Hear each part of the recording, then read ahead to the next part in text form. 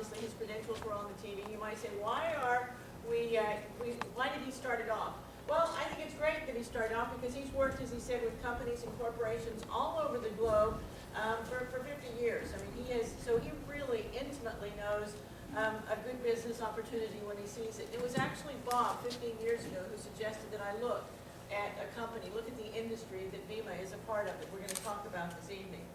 And Bob has never obviously led me astray in terms of suggesting that I look at opportunities and look at things. And I believe that the opportunity that we have with Vemma is bigger than anything that he's ever introduced me to. And yes, it was Vemma, even though I've been in this industry for 15 years, Vemma that he introduced me to just 2 years ago.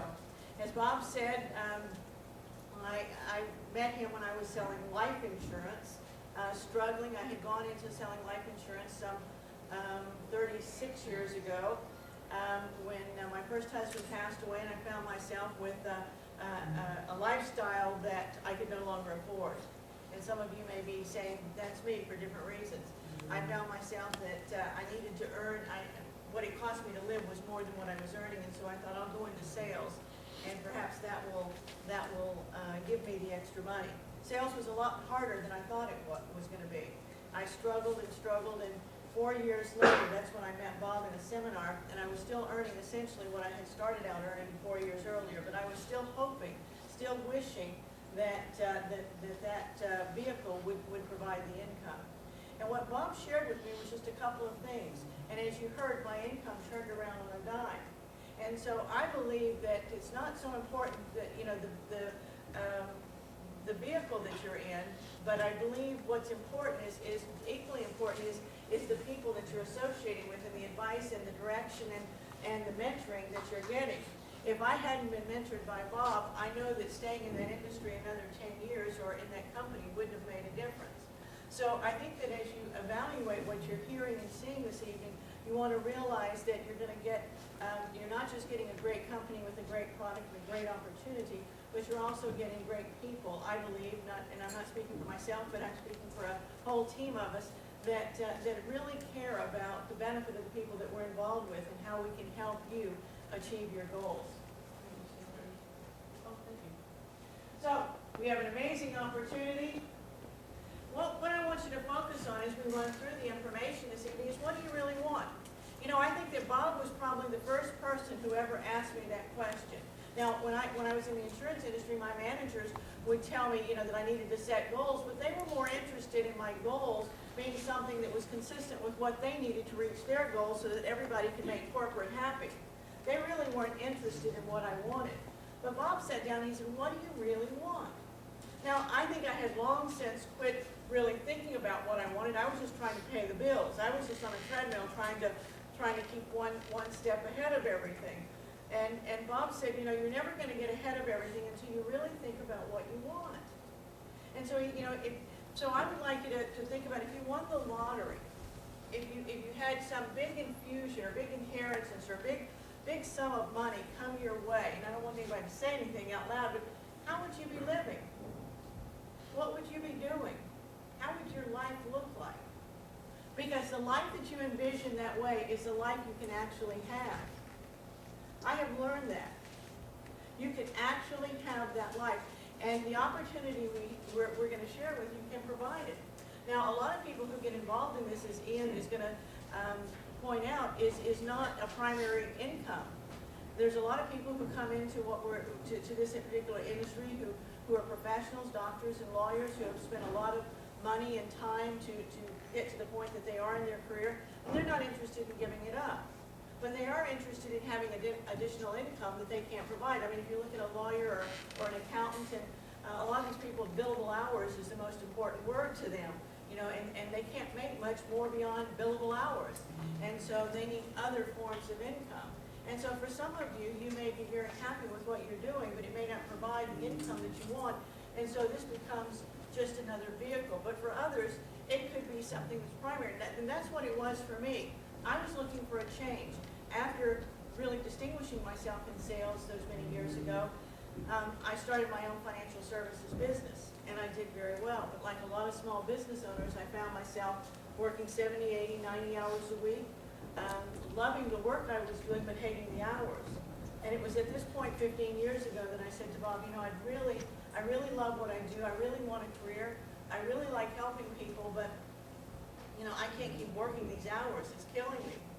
And he said, you know, he said, sit down, and this is a good exercise for you. He said, sit down and write out exactly how you would like to be living. He said, sit down and write out all the elements you would like in this new career. So I put down on a piece of paper that I wanted high income potential.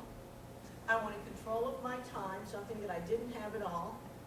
I wanted to work with interesting people, something my husband did. I wanted a global business so that I could travel and work if I so chose. I wanted good training and support if I was going into something different. I wanted a great product. I think we all want to feel that what we do makes a difference in people's lives, that what we do is important, and that we're making a difference in our own lives as well as other lives. It's not just about hawking some product to make some money. And so when I put all this down, I said, I don't know what this is. And that's when he said, I think what you've just described is network marketing. And I said, oh, no. You know, I said, I work with medical professionals doing financial services. You know, I don't really want to do network marketing. And he said, what do you know about it? And he said, what do you know? And I said, well, I mentioned a couple of people I knew and that had tried it and they'd never been successful. And he said, you know, he said, you're basing your opinion of a whole industry on a handful of people who are unsuccessful at it. He said, now, is that really an intelligent thing to do? He said, if you're gonna evaluate an industry, why don't you talk to some people who have been successful, at least to give it a fair shake, rather than just the unsuccessful ones. He said, I bet if you went to the unsuccessful ones in any industry, you wouldn't get a good perspective. And so he said, are you up for the challenge? And I said I was. And so I sat down in front of a gentleman who was earning $250,000 a month. And so I asked him some questions. And what I found out was that what I thought you would do in this industry, what the people had told me the industry was about that were unsuccessful, was not what he told me it was at all. It was not the same. You would have thought it was two different businesses. So I'm going to ask you as we run through the information, that you keep an open mind like Bob asked me to do those many years ago, because I believe that you may find that what we have here is very different than perhaps what you have maybe been exposed to in the past or what you have heard in the past. But I guarantee you, if you can tell me what you want, I can definitely show you how to get it through this industry. I have earned literally millions in this industry over the last 15 years.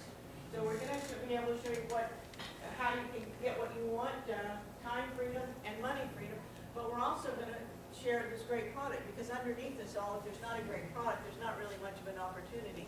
So we're going to show you that how you can impact people's lives, not just with time and money, but also their health as well. Now, to be successful, one of the things that Bob pointed out is that you need to know two things. You need to know where you are, and you need to know where you're going. Now, when I met Bob, as I said, some 31 or 32 years ago, he looked at me and he said, tell me how you're working. Tell me what you're doing. And after a few minutes, he said, you know, I don't think you've really got a goal. I don't think you've really got a handle on a goal. He said, I think you're setting your goals based on what you think you can do, not what you really want. And I think that's the way most people set their goals. If you're earning, like I was, $25,000 a year, and someone says, you know, what's your goal? You're not going to, in most cases, you're not going to have a goal to earn $100,000 or $50,000. It seems very unrealistic, doesn't it? It does. I was working hard to earn 25. I kept thinking, I don't know if I can work any more hours to double my income. In fact, I remember Bob in that seminar standing up and saying, can you see yourself earning $100,000 a year? Well, if you're working long hours to earn 25, what you automatically think is, can I quadruple the number of hours so that I can earn that extra $100,000? Because we're conditioned to think that, you know, you just do more of what you're doing during the money. And he then pointed out, he said, I didn't ask you to work harder. He said, in fact, I'm going to suggest you work smarter. He said, you know, the way you're working will never produce the results that you want. He said, you've got to get real honest with yourself. He said, I was living in Atlanta, Georgia at the time. He said, you're running all over Atlanta. He said, you're crisscrossing the city. He said, you're mostly seeing people in the evening. He said, how many people can you see in the evening and talk to them about insurance crisscrossing the city? He said, even if you sold everybody you see, which you're not, he said, you'd never make a lot of money. Well, nobody ever pointed that out to me, that the way I was working wasn't, I mean, I was just doing what everybody had trained me to do. And somehow I was hoping that if I got better and better and better and whatever, that it would work out. And when he sat down and I started looking, I thought, he's right. I said, well, what's the solution? And he said, you've got to change the way you're working. And if you want better results, you're going to have to change some of the things you're doing.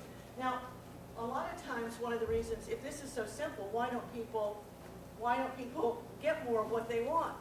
Well, you know, it could be that you're not, like I was, totally aware of where your starting point is, that you don't really realize that the path you're on is not going to give you those results.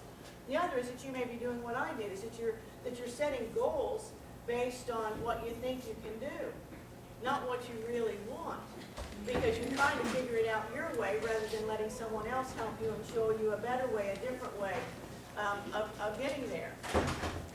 The other thing, though, and I think one of the most important things, is most of us underestimate the influence of paradigms. What is a paradigm? Well, a paradigm is our habit pattern. And the paradigm I had back in the insurance industry was the way I was habitually working. And when Bob suggested that I work differently, I have to tell you, I fought him tooth and nail, you know, thinking that, you know, it won't work. You know, because I didn't know anybody doing what he was suggesting I do. He was suggesting that I get people coming to me so that I could see more people. And I said, they don't do that in the insurance industry. I remember fighting him about this. And yet, a year later, people were lined up in a reception area waiting to see me. It was a very different concept. But if you want something badly enough, there is a different way, there is a better way. It may not be the best way, but there is a better way of doing it. And so, you know, what we have to realize is if the results that we're getting are based on the paradigms we have right now, and if we want different results, if we want better results, and we could be having great results, but if we want better results, we've got to do things differently. We've got to be able to entertain new ideas. You know, the paradigms that you have will actually affect how you perceive this presentation and control everything about your life. You want to recognize that and understand that if you really want to step out and have all that you can, that you need to be prepared to make those changes. And one of the changes you need to work with, you need to mix with people who are making things happen. I know that, I don't know if you took the survey, but Ian and I are going to a convention that Darren Hardy, editor of Success Magazine, is going to be at. And they sent a questionnaire prior to the convention for some of us to complete. And one of the things says the people that you hang out with, what is their average income? And I forget what the different, what the different selections were. But it's not probably the people you hang out with are making the same thing you are. I remember when Bob asked me in the insurance industry, he said, who are you getting advice from in the industry? And I said, well, there's a group of us in the office that get together and have coffee. And we talk about how we're going to improve our results. And he said, what do they earn? And I said, well, about the same thing I do. And he said, I don't believe in he said, I'm going to quote Carlyle, and he said, I think it'll make a point. He said, I don't believe in the collective wisdom of individual ignorance. And the group of us, didn't know how to improve. I mean, individually we didn't know how to improve our results, and so collectively we weren't going to be able to figure it out. It's like Bob said, the instructions are on the outside of the box. You have to mix with people who are making it happen. You have to mix with people who can give you those instructions. And I really pride myself on that's what we do.